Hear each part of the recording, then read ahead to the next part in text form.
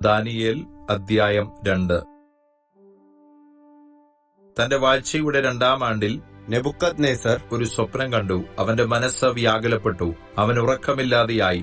രാജാവിനോട് സ്വപ്നം അറിയിക്കുവാൻ മന്ത്രവാദികളെയും ആഭിചാരകന്മാരെയും ക്ഷുദ്രക്കാരെയും കൽദയരെയും വിളിക്കുവാൻ രാജാവ് കൽപ്പിച്ചു. അവർ വന്ന് രാജസന്നിധിയിൽ നിന്നു. രാജാവ് അവരോട്, ഞാൻ ഒരു സ്വപ്നം കണ്ടു. സ്വപ്നം ഓർക്കുവാൻ കഴിയാതെ എന്റെ മനസ്സ് വ്യാകുലപ്പെട്ടിരിക്കുന്നു എന്ന് പറഞ്ഞു. അതിന് കൽദയർ അരാമ്യ ഭാഷയിൽ രാജാവിനോട്, രാജാവ് ദീർഘായുസ്സായിരിക്കട്ടെ, സ്വപ്നം അടിയങ്ങളോട് അറിയിച്ചാലും അർത്ഥം ബോധിപ്പിക്കാം എന്നുണർത്തിച്ചു. രാജാവ് കൽദയരോട് ഉത്തരമരുളിയത്, വിധി കൽപ്പിച്ചുപോയി. സ്വപ്നവും അർത്ഥവും അറിയിക്കാഞ്ഞാൽ നിങ്ങളെ കഷണം കഷണമായി നുറുക്കുകയും നിങ്ങളുടെ വീടുകൾ കുപ്പക്കുന്നാക്കുകയും ചെയ്യും. സ്വപ്നവും അർത്ഥവും അറിയിച്ചാൽ നിങ്ങൾക്ക് സമ്മാനവും പ്രതിഫലവും ബഹുമാനവും ലഭിക്കും. അതുകൊണ്ട് സ്വപ്നവും അർത്ഥവും അറിയിക്കുവീൻ. അവർ പിന്നെയും, രാജാവ് സ്വപ്നം അടിയങ്ങളോട് അറിയിച്ചാലും അർത്ഥം ബോധിപ്പിക്കാം എന്ന് ഉണർത്തിച്ചു. അതിന് രാജാവ് മറുപടി കൽപ്പിച്ചത്, വിധി കൽപ്പിച്ചുപോയി എന്ന് നിങ്ങൾ മനസ്സിലാക്കി കാലതാമസം വരുത്തുവാൻ നോക്കുന്നു എന്ന് ഞാൻ അറിയുന്നു. നിങ്ങൾ സ്വപ്നം അറിയിക്കാതിരുന്നാൽ നിങ്ങൾക്ക് ഒരു വിധി മാത്രമേ ഉള്ളൂ. സാഹചര്യം മാറുന്നതുവരെ എന്റെ മുമ്പിൽ വ്യാജവും പൊളിവാക്കും പറയുവാൻ നിങ്ങൾ യോജിച്ചിരിക്കുന്നു. സ്വപ്നം പറയുവീൻ, എന്നാൽ അർത്ഥവും അറിയിക്കുവാൻ നിങ്ങൾക്ക് കഴിയും എന്ന് എനിക്ക് ബോധ്യമാകും. കൽദയർ രാജസന്നിധിയിൽ ഉത്തരം ബോധിപ്പിച്ചത്, രാജാവിന്റെ കാര്യം അറിയിക്കുവാൻ കഴിയുന്ന ഒരു മനുഷ്യനും ഭൂമിയിലില്ല. എത്രയും മഹാനും ബലവാനുമായ ഒരു രാജാവും ഇതുപോലെ ഒരു കാര്യം ഒരു മന്ത്രവാദിയോടോ ആഭിചാരകനോടോ കൽദയനോടോ ഒരിക്കലും ചോദിച്ചിട്ടില്ല. രാജാവ് ചോദിക്കുന്ന കാര്യം പ്രയാസമുള്ളതാകുന്നു. തിരുമുമ്പിൽ അത് അറിയിക്കുവാൻ ജഡവാസമില്ലാത്ത ദേവന്മാർക്കല്ലാതെ മറ്റാർക്കും കഴിയുകയില്ല.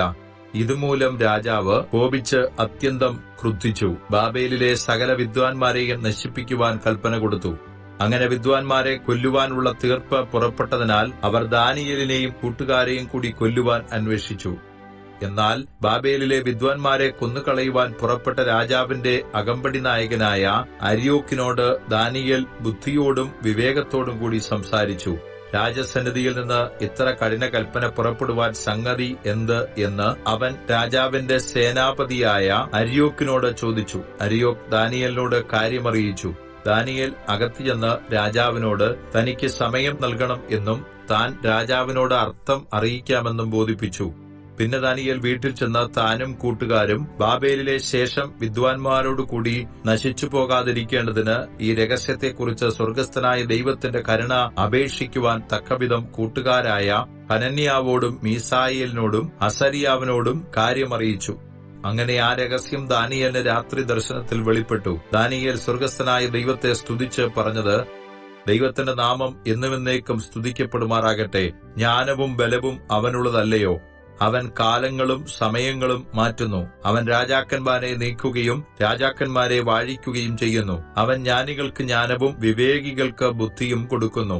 അവൻ അഗാധവും ഗൂഢവുമായ കാര്യങ്ങൾ വെളിപ്പെടുത്തുന്നു. അവൻ ഇരുട്ടിലുള്ളത് അറിയുന്നു. വെളിച്ചം അവനോടുകൂടി വസിക്കുന്നു. എന്റെ പിതാക്കന്മാരുടെ ദൈവമേ, നീ എനിക്ക് ജ്ഞാനവും ബലവും തന്നു. ഞങ്ങൾ നിന്നോട് അപേക്ഷിച്ചത് ഇപ്പോൾ എന്നെ അറിയിച്ച് രാജാവിന്റെ കാര്യം ഞങ്ങൾക്ക് വെളിപ്പെടുത്തി തന്നിരിക്കുകയാൽ ഞാൻ നിന്നെ വാഴ്ത്തി സ്തുതിക്കുന്നു. അതുകൊണ്ട് ദാനിയേൽ ബാബേലിലെ വിദ്വാൻമാരെ നശിപ്പിക്കുവാൻ രാജാവ് നിയോഗിച്ചിരുന്ന അര്യോക്കിന്റെ അടുക്കൽ ചെന്ന് അവനോട്, ബാബേലിലെ വിദ്വാൻമാരെ നശിപ്പിക്കരുത്, എന്നെ രാജസന്നിധിയിൽ കൊണ്ടുപോകണം, ഞാൻ രാജാവിനെ അർത്ഥം ബോധിപ്പിക്കാം എന്ന് പറഞ്ഞു. അര്യോക്ക് ദാനിയേലിനെ വേഗം രാജസന്നിധിയിൽ കൊണ്ടുചെന്നു. രാജാവിനെ അർത്ഥം ബോധിപ്പിക്കേണ്ടതിന് യഹൂദാ പ്രവാസികളിൽ ഒരുവനെ ഞാൻ കണ്ടെത്തിയിരിക്കുന്നു എന്ന് ഉണർത്തിച്ചു. ബെൽതശസ്സർ എന്നും പേരുള്ള ദാനിയേലിനോട് രാജാവ്, ഞാൻ കണ്ട സ്വപ്നവും അർത്ഥവും അറിയിക്കുവാൻ നിനക്ക് കഴിയുമോ എന്ന് ചോദിച്ചു. ദാനിയേൽ രാജസന്നിധിയിൽ ഉത്തരം ബോധിപ്പിച്ചത്, രാജാവ് ചോദിച്ച രഹസ്യകാര്യം വിദ്വാൻമാർക്കും ആഭിചാരകന്മാർക്കും മന്ത്രവാദികൾക്കും ശകുനവാദികൾക്കും രാജാവിനെ അറിയിക്കുവാൻ കഴിയുന്നതല്ല.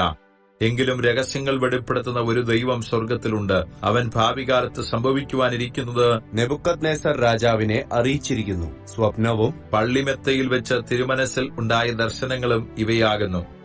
രാജാവേ, ഇനിമേൽ സംഭവിക്കുവാനിരിക്കുന്നത് എന്തെന്നുള്ള വിചാരം പള്ളിമെത്തയിൽ വെച്ച് തിരുമനസ്സിലുണ്ടായി. രഹസ്യങ്ങൾ വെളിപ്പെടുത്തുന്നവൻ സംഭവിക്കുവാനിരിക്കുന്നത് അറിയിച്ചുമിരിക്കുന്നു. എനിക്ക് ജീവനോടിരിക്കുന്ന ആരെക്കാളും അധിക ജ്ഞാനം ഉണ്ടായിട്ടല്ല, പ്രത്യുത രാജാവിനോട് അർത്ഥം ബോധിപ്പിക്കേണ്ടതിനും തിരുമനസ്സിലെ വിചാരം അങ്ങ് അറിയേണ്ടതിനുമാകുന്നു ഈ രഹസ്യം എനിക്ക് വെളിപ്പെട്ടിരിക്കുന്നത്. രാജാവ് കണ്ട ദർശനം വലിയൊരു ബിംബം, വലിപ്പമേറിയതും വിശേഷ ശോഭയുള്ളതുമായ ആ ബിംബം തിരുമുമ്പിൽ നിന്നു. അതിന്റെ രൂപം ഭയങ്കരമായിരുന്നു. ബിംബത്തിന്റെ തല തങ്കം കൊണ്ടും നെഞ്ചും കൈകളും വെള്ളികൊണ്ടും വയറും അരയും താമ്രം കൊണ്ടും തുട ഇരുമ്പുകൊണ്ടും കാൽ പകുതി ഇരുമ്പ് കൊണ്ടും പകുതി കളിമണ്ണുകൊണ്ടും ആയിരുന്നു. തിരുമനസ്സുകൊണ്ട് നോക്കിക്കൊണ്ടിരിക്കുമ്പോൾ കൈതൊടാതെ ഒരു കല്ല് പറഞ്ഞുവന്ന് ബിംബത്തെ ഇരുമ്പും കളിമണ്ണും കൊണ്ടുള്ള കാലിൽ അടിച്ച് തകർത്ത് കളഞ്ഞു. ഇരുമ്പും കളിമണ്ണും താമ്രവും വെള്ളിയും പൊന്നും ഒരുപോലെ തകർന്ന് വേനൽക്കാലത്ത് കളത്തിലെ പതിർ പോലെ ആയിത്തീർന്നു. ഒരിടത്തും തങ്ങാതെ കാറ്റ് അവയെ പറപ്പിച്ച് കൊണ്ടുപോയി. ബിംബത്തെ അടിച്ച കല്ല് ഒരു മഹാപർവ്വതമായി തീർന്ന് ഭൂമിയിൽ എല്ലാം നിറഞ്ഞു. ഇതത്രേ സ്വപ്നം. അർത്ഥവും അടിയങ്ങൾ തിരുമുൻപാകെ അറിയിക്കാം. രാജാവെ, തിരുമനസ്സുകൊണ്ട് രാജാതിരാജാവാകുന്നു. സ്വർഗസ്ഥനായ ദൈവം തിരുമനസ്സിലേക്ക് രാജ്യത്വവും ഐശ്വര്യവും ശക്തിയും മഹത്വവും നൽകിയിരിക്കുന്നു. മനുഷ്യവാസം ഉള്ളിടത്തൊക്കെ അവരെയും കാട്ടിലെ മൃഗങ്ങളെയും ആകാശത്തിലെ പക്ഷികളെയും അവൻ തൃക്കൈയിൽ തന്നു. എല്ലാറ്റിനും അങ്ങയെ അധിപതിയാക്കിയിരിക്കുന്നു. പൊന്നുകൊണ്ടുള്ള തല തിരുമനസ്സ് തന്നെ. തിരുമനസ്സിന് ശേഷം തിരുമേനിയേക്കാൾ താഴ്ന്ന മറ്റൊരു രാജ്യത്വവും സർവ്വഭൂമിയിലും വാഴുവാനിരിക്കുന്ന താമ്രം കൊണ്ടുള്ള മൂന്നാമതൊരു രാജ്യത്വവും ഉത്ഭവിക്കും. നാലാമത്തെ രാജ്യത്വം ഇരുമ്പുപോലെ ബലമുള്ളതായിരിക്കും. ഇരുമ്പ് സകലത്തെയും തകർത്ത് കീഴടക്കുന്നുവല്ലോ. തകർക്കുന്ന ഇരുമ്പുപോലെ അത് മറ്റു രാജ്യത്വങ്ങളെയെല്ലാം ഇടിച്ച് തകർത്തുകളയും. കാലും കാൽവിരലും പകുതി കളിമണ്ണും പാതി ഇരുമ്പും കൊണ്ടുള്ളതായി കണ്ടതിന്റെ അർത്ഥമോ അത് ഒരു ഭിന്ന രാജ്യത്വം ആയിരിക്കും. എങ്കിലും ഇരുമ്പും കളിമണ്ണും ഇടകലർന്നതായി കണ്ടതുപോലെ അതിൽ ഇരുമ്പിനുള്ള ബലം കുറെ ഉണ്ടായിരിക്കും. കാൽവിരൽ പകുതി ഇരുമ്പും പാതി കളിമണ്ണും കൊണ്ട് ആയിരുന്നതുപോലെ രാജ്യത്വം കുറെ ബലമുള്ളതും കുറെ ഉടഞ്ഞു പോകുന്നതും ആയിരിക്കും. ഇരുമ്പും കളിമണ്ണും ഇടകലർന്നതായി കണ്ടതിന്റെ അർത്ഥമോ മനുഷ്യബീജത്താൽ തമ്മിൽ ഇടകലരുമെങ്കിലും ഇരുമ്പും കളിമണ്ണും തമ്മിൽ ചേരാതിരിക്കുന്നതുപോലെ അവർ തമ്മിൽ ചേരുകയില്ല. ഈ രാജാക്കന്മാരുടെ കാലത്ത് സ്വർഗസ്ഥനായ ദൈവം ഒരു നാളും നശിച്ചുപോകാത്ത ഒരു രാജ്യത്വം സ്ഥാപിക്കും. ആ രാജ്യത്വം വേറെ ഒരു ജനതയ്ക്കും ഏൽപ്പിക്കപ്പെടുകയില്ല. അത് മറ്റ് രാജ്യത്വങ്ങളെയെല്ലാം തകർത്ത് നശിപ്പിക്കുകയും എന്നേക്കും നിലനിൽക്കുകയും ചെയ്യും. കൈതൊടാതെ ഒരു കല്ല് പർവ്വതത്തിൽ നിന്ന് പറഞ്ഞുവന്ന് ഇരുമ്പും താമ്രവും കളിമണ്ണും വെള്ളിയും പൊന്നും തകർത്തു കളഞ്ഞതായി കണ്ടതിന്റെ അർത്ഥമോ മഹാദൈവം മേലാൽ സംഭവിക്കുവാനുള്ളത് രാജാവിനെ അറിയിച്ചിരിക്കുന്നു. സ്വപ്നം നിശ്ചയവും അർത്ഥം സത്യവും ആകുന്നു. അപ്പോൾ നെബൂഖദ്നേസർ രാജാവ് സാഷ്ടാംഗം വീണ് ദാനിയേലിനെ നമസ്കരിച്ചു. അവന് ഒരു വഴിപാടും സൗരഭ്യവാസനയും അർപ്പിക്കണമെന്ന് കൽപ്പിച്ചു. രാജാവ് ദാനിയേലിനോട്, നീ ഈ രഹസ്യം വെളിപ്പെടുത്തുവാൻ പ്രാപ്തനായതുകൊണ്ട് നിങ്ങളുടെ ദൈവം ദൈവാദിദൈവവും രാജാതി കർത്താവും രഹസ്യങ്ങളെ വെളിപ്പെടുത്തുന്നവനും ആകുന്നു സത്യം എന്ന് കൽപ്പിച്ചു.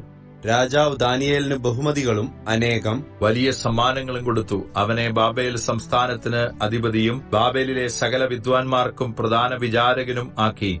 ദാനിയേലിന്റെ അപേക്ഷപ്രകാരം രാജാവ് ശദ്രക്കിനെയും മേശക്കിനെയും അബേദ്നെഗോവിനെയും ബാബേൽ സംസ്ഥാനത്തിലെ കാര്യാദികൾക്ക് മേൽവിചാരകന്മാരാക്കി. ദാനിയേൽ രാജാവിന്റെ അരമനയ്ക്കുള്ളിൽ വസിച്ചു.